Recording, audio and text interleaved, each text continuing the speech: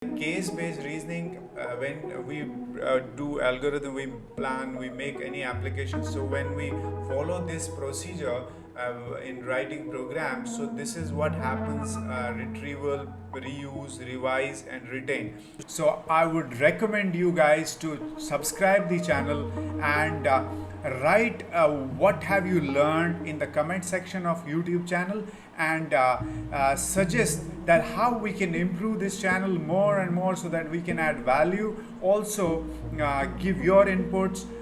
You do also research on John McCarthy and other like whatever subjects we'll be going through, so that we will create a win-win and research based channel. And kindly subscribe this channel. It is not going to be one-sided channel, but it will be both sides. You and we will be participating in this series of no artificial intelligence. So thank you so much.